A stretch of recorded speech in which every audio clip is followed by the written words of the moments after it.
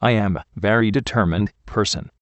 When I wanted things, sometimes I would get them in roundabout ways. To me, wants our doors to be opened.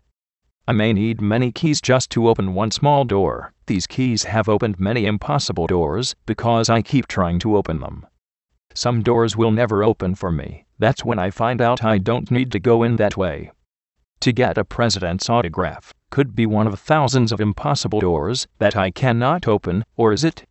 My life has been full of taking one thing, or one step, at a time, because when I was born, I was injured. It took a long time for me to catch a foothold on life, but thanks to my mom's love and her own determination, we made it. The doctors told her that I would never walk, but I did.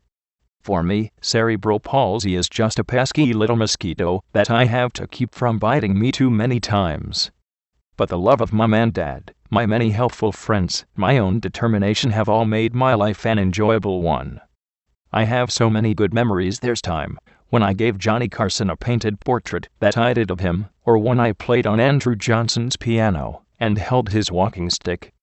The memory of wearing a coonskin cap that Fess Barker let me put on is a favorite memory. And I have so many memories of being football manager for 4 years, and on the last day of high school, the coach wrote in my annual to a real All-American. And all those 11 years at Belmont College are packed with good times, taking one course at a time until I got my BS in history. But what I really wanted was a B.A. in English, so I went 3 more years.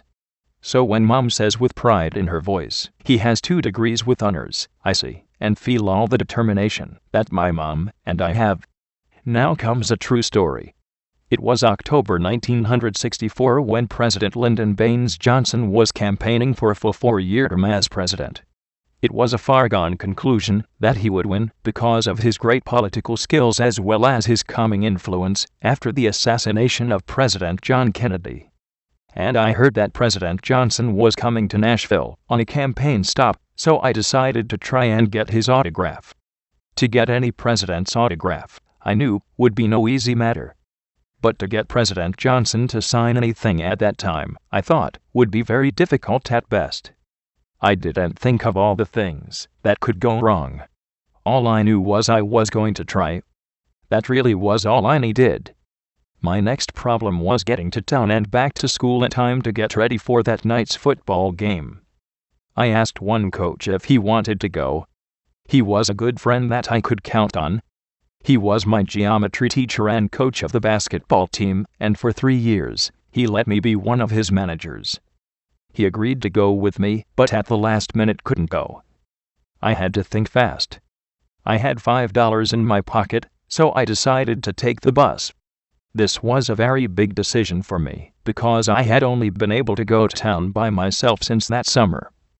I was careful not to tell anyone, because I might be stopped. But I did not chicken out. So after geometry, I just calmly walked to the principal's office and asked to see him. When I walked in, he asked me, "Is there a problem, Johnny?" I told him that I wanted to play hooky and go to town to get Johnson's autograph.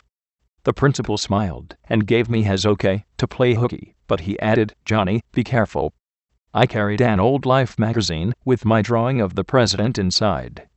Proudly I caught the bus a little after 11 o'clock in the morning. I knew the principal was watching me, and he would take care of things on his end. Once on the bus, I made my plans to get President Johnson's autograph.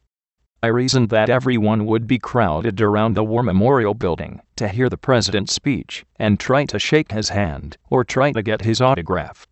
But I thought the best thing for me to do would be to go to the Hermitage Hotel, where President Johnson was to have lunch, and where I could find a spot to stand and just let the president come to me. It was getting a little chilly, so I buttoned up my prized football jacket I had earned a year ago, as one of 3 managers. I got to town. But Nashville looked like a mad ant farm at war, with the War Memorial Building being fought over, just because it was decorated like a giant sugar cake at a Baptist picnic. So I began to put my plan into action to do exactly opposite of what the crowd was doing, because if I tried following that mob I knew that I would fall down. When I reached the Hermitage Hotel door, everyone was coming out while I wanted and no one was stopping me. Once in the hotel, I looked for a nice face to ask, Do you have any idea how I can get President Johnson to sign my picture? I found my first friendly face dusting a long table. She just smiled at me when I asked the first time because she really didn't know what I was trying to say. But when I showed her my picture of the president and asked again, she finally could put together my words with what I wanted. That's a good picture, but I really don't see how I can help you. Good luck anyway. Then she shook her head as she started again dusting the long table. Face after face said, impossible. But I kept thinking and trying. If I can't do something one way, try another. It's that simple. Suddenly I had one of my bright ideas. I hunted for a kind-looking policeman. When I found one, I calmly asked him, "Where is the Secret Service?" I must have said it a little too clearly, because he quickly answered without even looking at me, "6th floor, room 613. I had no trouble getting to the 6th floor of the Hermitage Hotel. I found the corridor surprisingly empty. I felt a little uneasy walking down the long hall with no one around, because someone should have been there watching. I knocked at room 613. Then the door quickly opened, and a well-built man was reaching for his gun. Normally all these sudden movements would have made me fall. But I froze this time. After looking me over and after all the guns were thankfully put away, a voice from the back of the room shouted, "Get that boy out of here." With those words spoken, two high-ranking policemen took me by both arms and escorted me to the elevator and put me in. I don't even remember taking one small step until I got back down to the lobby. I have to start all over, but this time, don't get thrown out of the hotel, I said to myself. I found another one of my nice faces in gray suit, showed him the picture of the president, and asked him for his idea.